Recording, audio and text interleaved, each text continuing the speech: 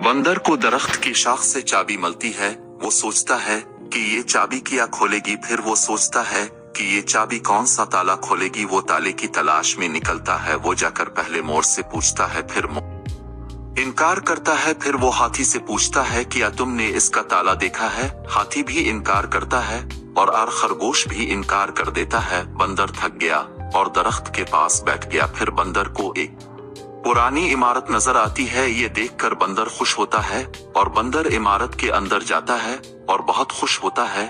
फिर जब वो इमारत के अंदर गया तो एक दीवार पर बहुत से ताले पड़े हैं। ये देखकर बंदर बहुत खुश हुआ। फिर बंदर इमारत से आगे निकल जाता है। वो अगले कमरे में जाता है और अगले कमरे में एक सीना है। बंदर अपनी चाबी से सीने का ताला खोलता है और इस सीने से बहुत सारे केले निकलते हैं और बंदर जानवरों को खाने पर मदऊ करता है।